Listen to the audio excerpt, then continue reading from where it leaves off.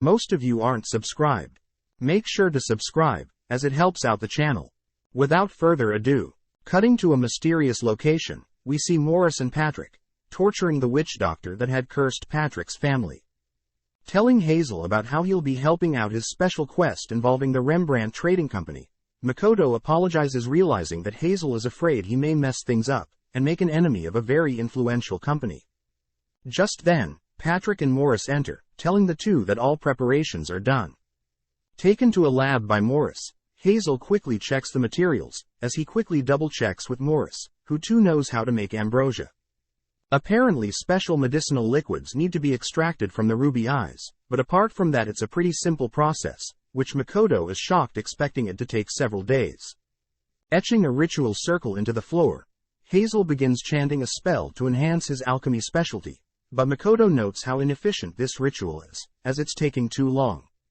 Using his Kai ability, Makoto secretly speeds up the ritual, allowing them to begin extracting the medicine from the ruby eyes. As they wait, Morris reveals that they would normally extract a similar liquid from the ambrosia flower itself, but it's quite rare, more rarer than ruby eyes, which gives Makoto the idea of hunting these flowers down and selling them for his own trading company. With one dose done, Morris rushes to give it to Patrick, allowing Hazel and Makoto to work on 2 more doses. Seeing Hazel nonchalantly hold the valuable vials, Morris re-enters, scaring Hazel and making him fling the vials. Immediately activating his Kai ability, Makoto saves one, propelling himself to the second one, barely able to save it. Morris apologizes for scaring them, but asks that they come speak with Patrick immediately. Meeting Patrick, they are shocked to see Patrick heavily wounded, revealed to be attacked by his wife when he tried to administer the medicine. Patrick states that this is the first time she's acted like this, which makes Hazel think that the cursed disease must be causing his wife to purposely fight against taking the antidote. Wondering if it's even possible, Hazel states that if it's a level 8 curse and above, it's perfectly reasonable, which only makes Patrick despair further. Patrick reveals his wife has started hating the sun and begun rampaging more often, losing hair, turning frail, and eyes have become red, scaring him as she doesn't even resemble a human. Wanting to help out, Makoto asks to be taken to her, as he will restrain her and administer the medicine. Not wanting Makoto to get hurt, Patrick says that neither Morris nor the guards could restrain her, but Makoto exudes his confident aura, making Patrick, Hazel and Morris believe in him. Entering one of Patrick's rooms, Makoto takes a sample of blood found on the floor, using it to possibly lure out Patrick's wife. Asking everyone to stay back until he's restrained her, Makoto slowly approaches Patrick's wife's room, but is surprised when she smashes through the door, pouncing and swinging at Makoto, only to retreat and stand guard. Reminded of his sisters, Makoto remembers how his sister used to perform judo moves on him, copying such moves, to lock Patrick's wife in an armbar, immobilizing her. Calling for Patrick to administer the medicine, Patrick allows his wife to bite him, giving him the opening to feed her the medicine, instantly restoring his wife, Lisa, back to her human form. Up next, Makoto heads into Patrick's first daughter's room, realizing that it's dark, immediately activating his Kai ability, so as to not underestimate the cursed daughter. Locating her, Patrick is able to heal her daughter, leaving only the second daughter. Finally entering the second daughter's rooms, Makoto is surprised to hear the girl talk, but takes the opportunity to hold her down, officially healing Patrick's entire family.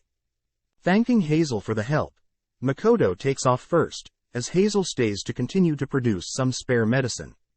Outside, Makoto spots Mio and Tomo, who he knows both just want to re-register at the guild. Before Mio can ask Makoto a question, one of the people that have been following Makoto encases the 3 in fire, but Makoto is able to escape the fire trap. With the 2 stalkers impressed with Makoto's movements, they are shocked to see Mio and Tomo unscathed, as they both wanted to gauge the strength of the fire spell, stating how it's laughable when compared to Makoto's. Out of nowhere, other strangers appear, numbering more than 20. With a smug grin, the leader of the pack offers to pay the girls to join their side, which Mio agrees to, as Makoto had telepathically asked her to sit out, afraid Mio and Tomo will fight over who defeated more, and destroy the town again. Now surrounded, Tomo gets fired up, but is instructed by Makoto to not kill anyone.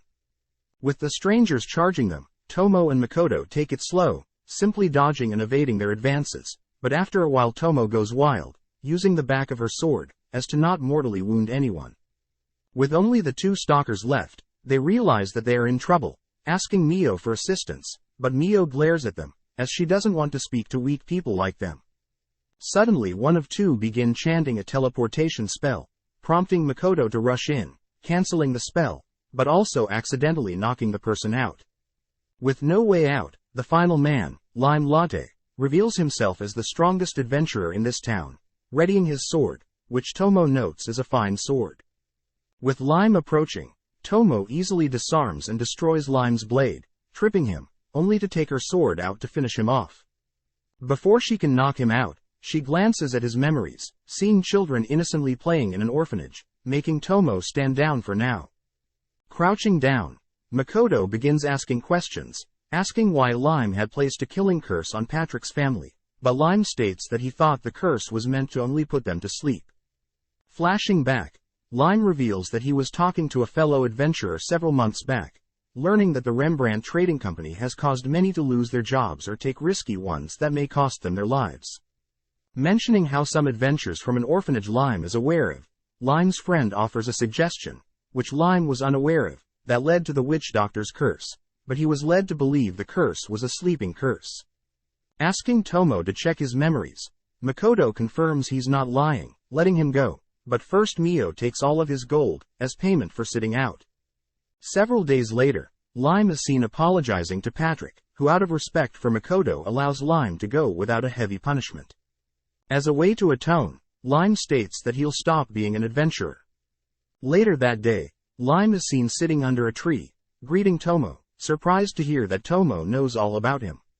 With nothing to hide, Lime reveals how he had always been supported by his orphanage, and as a result when he heard that adventurers from his orphanage were dying, he was mindlessly tricked into doing something horrible.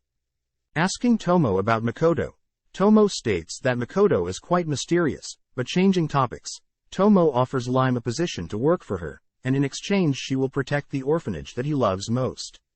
Knowing Tomo is more than capable, he accepts, prompting Tomo to gift him a new sword, a katana, along with a huge lump of gold coins. Following Patrick and Morris, we see Tomo listen into their conversation, as they discuss how they'll have to intervene if Makoto's trading company ever overtakes theirs, leading Tomo to wonder if Rembrandt's trading company is hiding something.